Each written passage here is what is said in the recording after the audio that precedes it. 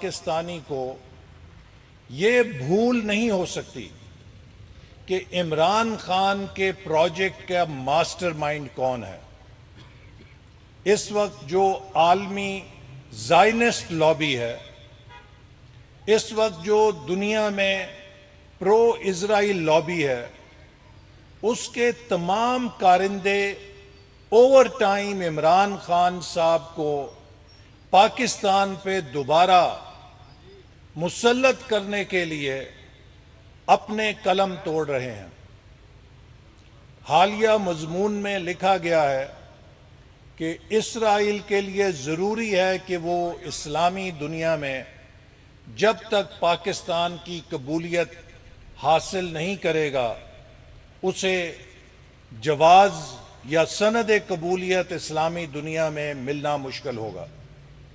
اور پاکستان میں عمران خان واحد لیڈر ہے جو اسرائیل کو سند قبولیت دلوا سکتا ہے۔ اس مضمون میں واضح طور پہ لکھا گیا ہے کہ اسرائیل کو اپنے مقصد حاصل کرنے کے لیے پاکستان میں قیادت کی تبدیلی لانی پڑے گی، چونکہ موجودہ قیادت کے ہوتے ہوئے اس ایجنڈا کو آگے نہیں بڑھایا جا سکتا۔ اور عمران خان وہ لیڈر ہے کہ جس نے لوگوں کو پرسیپشن کی دنیا میں اپنا اسلامی ٹچ دے کے ایک تشخص بنایا ہے، جس تشخص کے نتیجے میں اس کا جو اندر کا ایجنڈا ہے وہ پورا ہو سکتا ہے کہ وہ پاکستان اور اسرائیل کے تعلقات کو بحال کرائے۔ یہ جو ایک عالمی سازش کی کڑیاں ان جریدوں کے مطابق گولڈ سمتھ فیملی تک پہنچتی ہیں، اور اس میں واضح طور پہ لکھا گیا ہے کہ عمران خان کے جو گولڈ سمتھ فیملی سے تعلقات ہیں، اور بالخصوص ان کی سابق اہلیہ کے بھائی زیک گولڈ سمتھ، جو کہ برطانیہ میں بہت سٹرونگ اسرائیل کی آواز اور لابی کے سرکردہ فرد مانے جاتے ہیں، ان کے ساتھ جو عمران خان کا رشتہ ہے اور ناتا ہے، جس کی مثال بھی ان مضامین میں دی گئی ہے کہ یہ رشتہ ناتا اتنا مضبوط ہے کہ ایک پاکستانی نژاد لندن کے میئر صادق خان کے مقابلے میں انہوں نے زیک گولڈ سمتھ کے لیے کھلم کھلا برطانیہ میں پاکستانیوں کو دعوت دی کہ وہ صادق خان کو ووٹ دینے کی بجائے زیک گولڈ سمتھ کو ووٹ دیں۔ کسی بھی پاکستانی لیڈر کے لیے یہ قدرتی بات ہے کہ اگر کہیں بھی کوئی پاکستانی نژاد امیدوار ہے تو اس کی فطری حمایت اور لگاؤ اس پاکستانی امیدوار کے ساتھ، پاکستانی نژاد امیدوار کے ساتھ ہوگا۔ لیکن عمران خان صاحب کا گولڈ سمتھ فیملی سے تعلق اس نوعیت کا تھا اور پرو اسرائیل لابی کے ساتھ گٹھ جوڑ ایسا تھا کہ جو وہ فطری تعلق ہے کسی بھی پاکستانی نژاد شہری کے ساتھ، انہوں نے اس پاکستانیت کے تعلق کو توڑ کر زیک گولڈ سمتھ کی حمایت کرنے کو ترجیح دی۔ اور جب ہم یہ کھیل دیکھ رہے ہیں تو اب مجھے یقین ہو چلا ہے کہ حکیم سعید صاحب، ڈاکٹر اسرار احمد صاحب، عبدالستار ایدی صاحب اور تکبیر کے ایڈیٹر صلاح الدین صاحب اس بارے میں جو باتیں کرتے تھے آج سے 30-40 سال پہلے کہ زائنسٹ لابی عمران خان کو پال رہی ہے پاکستان کو ہائی جیک کرنے کے لیے، ان تمام تحریروں سے وہ بات ثابت ہو چکی ہے۔ اور میں سمجھتا ہوں کہ اب ہر اس شہری کو، پاکستانی کو یہ ٹھنڈے دل اور دماغ سے فیصلہ کرنا پڑے گا کہ کہ کیا ہماری محبت کا محور پاکستان کی ریاست ہے یا ہماری محبت کا محور وہ سوشل میڈیا کا کوئی رومانوی ناول ہے جس کو زائنسٹ لابی کے پیسوں کے ذریعے چلا کر لوگوں کو گمراہ کرنے کے لیے سوشل میڈیا میں ایک زہر کو کیپسول بنا کر لوگوں کے دماغوں میں اتارا جا رہا ہے۔ یہ ملک پاکستان دنیا کی واحد ایٹمی طاقت ہے، اور جس دن سے پاکستان ایٹمی طاقت بنا ہے یہ زائنسٹ لابی کی آنکھوں میں کھٹک رہا ہے اور کھٹکتا رہا ہے، اور اس میں کوئی دو رائے نہیں ہے کہ جو زائنسٹ لابی کے لیڈر ہیں انہوں نے ہمیشہ یہ کہا ہے کہ مسلم دنیا میں پاکستان کی ڈی نیوکلیئرائزیشن ہمارا ایک اسٹریٹجک آبجیکٹو ہے۔ ایک نیوکلیئر سٹیٹ کو آپ لڑائی کے میدان سے لڑ کر کبھی ڈی نیوکلیئر نہیں کر سکتے کیونکہ اس کے پاس ایٹمی ویپن ہے۔ ایک نیوکلیئر سٹیٹ کو ڈی نیوکلیئرائز کرنے کا ایک ہی طریقہ ہوتا ہے کہ اس کو اندر سے کھوکھلا کر کے معاشی طور پہ، سیاسی طور پہ اور سماجی طور پہ اسے انٹرنلی امپلوڈ کرنے پہ مجبور کیا جائے۔ اگر آپ عمران خان کی سیاست کا جائزہ لیں تو 2013 سے مسلسل پاکستان میں ڈسٹرکشن کی، انتشار کی، فساد کی، پولرائزیشن کی، ہیٹ کی پالیٹکس کو فروغ دیا ہے۔ میں خود 2018 میں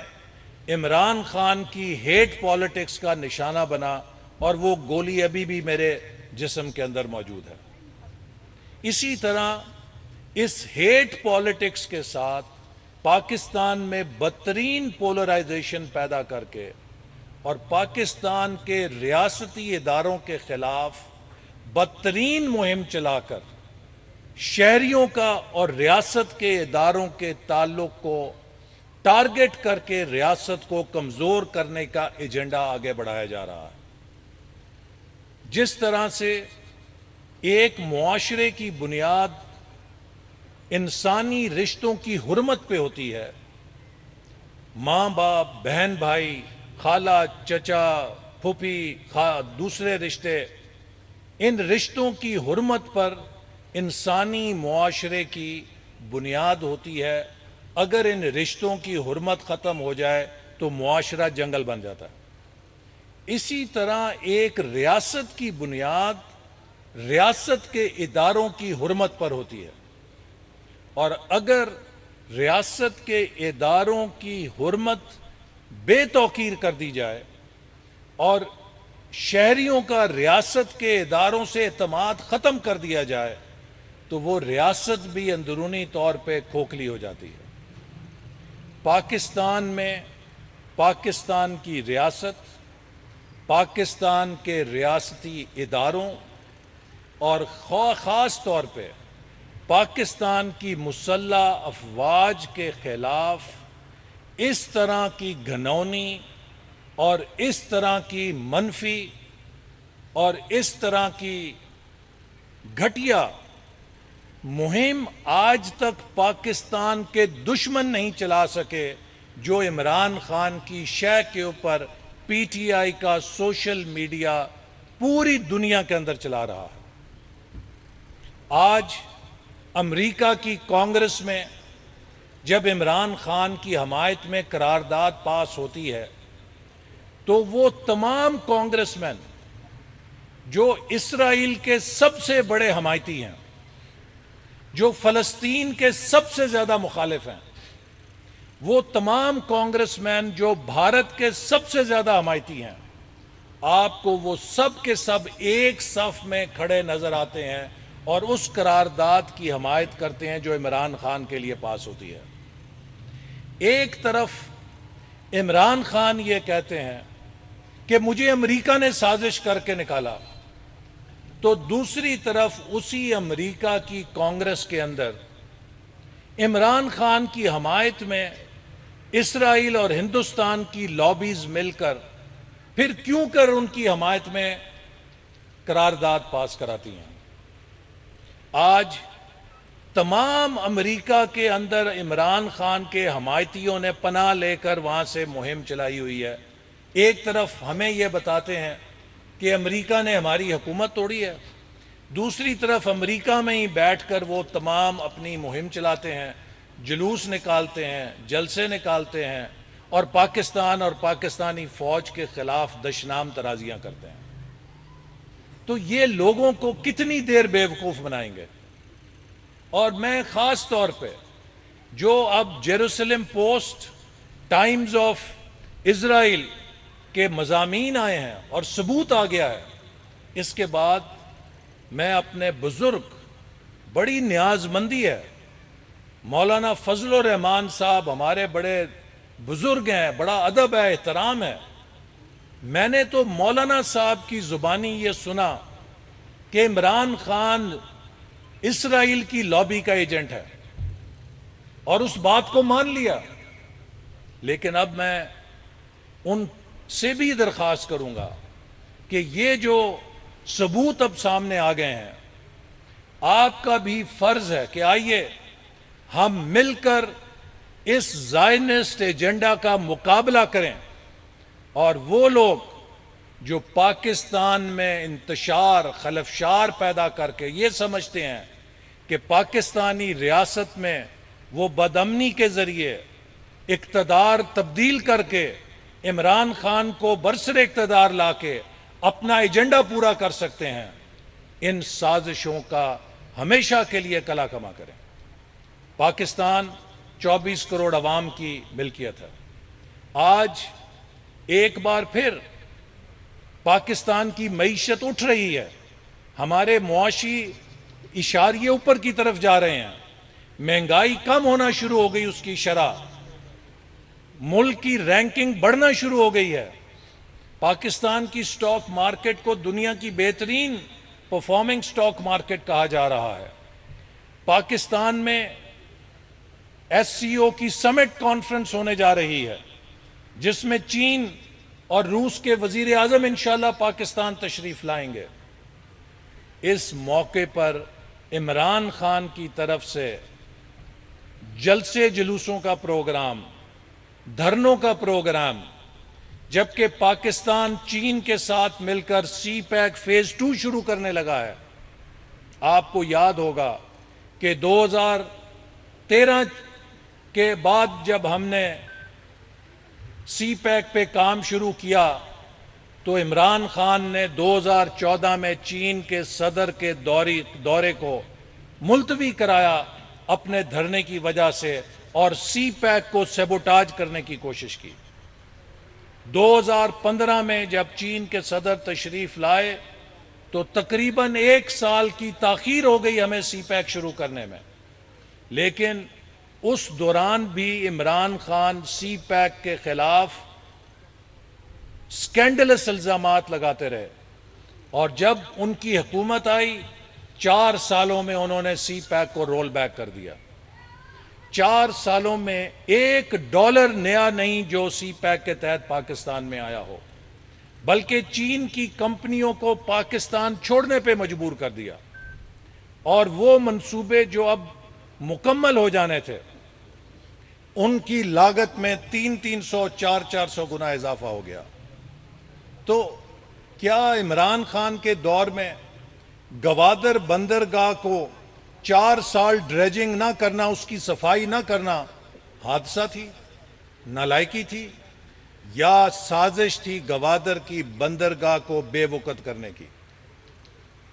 کیا چین کے خلاف ہرزہ سازی کر کے جھوٹے الزامات لگا کر اس اربوں ڈالر انویسٹمنٹ کو پاکستان سے بھاگنے پہ مجبور کرنا پاکستان کی خدمت تھی یا پاکستان کے خلاف سازش تھی؟ تو یہ سب چیزیں جو اب ایک تصویر جو ہے بہت واضح ہو گئی ہے کہ عمران خان کی سیاست کا صرف ایک اشاریہ ہے، ایک مقصد ہے کہ پاکستان کو معاشی طور پہ کھوکھلا کیا جائے، عمران کی تباہی، اور جب ہم آئی ایم ایف کے ساتھ اس کے اپنے کیے ہوئے معاہدے کو بحال کرنے کی کوشش کرتے ہیں تو اسے سیبوٹاج کرنے کی کوشش کرتا ہے۔ آئی ایم ایف کو ای میلیں جاتی ہیں کہ آپ پاکستان سے معاہدہ نہ کریں۔ اگر ڈینش کمپنی $2 ارب کی پاکستان کے بحری انفراسٹرکچر میں انویسٹمنٹ کرنے آتی ہے، اس کو روکا جاتا ہے کہ آپ پاکستان میں انویسٹمنٹ نہ کریں۔ تو آپ یہ بتائیں کہ پاکستان کے معیشت میں، اس کی انویسٹمنٹ میں رکاوٹیں پیدا کر کے کس کا ایجنڈا پورا ہو رہا ہے؟ ان قوتوں کا جو پاکستان کو اکنامکلی بینکرپٹ کر کے پاکستان کی نیوکلیئر صلاحیت کے اوپر نظریں رکھی ہوئی ہیں۔ اگر پاکستان میں قومی اداروں، فوج کے خلاف، جو دنیا کی واحد مسلم نیوکلیئر آرمی ہے، اس کے خلاف ہرزہ سرائی کی جائے تو کس کا ایجنڈا پورا ہو رہا ہے؟ تو میں سمجھتا ہوں کہ اب یہ کھیل پاکستان کے لوگوں کو سمجھ آ گیا ہے، اور اسی لیے کل کے جلسے میں بدترین شکست ہوئی ہے پی ٹی آئی کو۔ راستے کھلے تھے، لوگوں کے لیے رکاوٹیں نہیں تھیں، لیکن میں سلام کرنا چاہتا ہوں اہل لاہور کو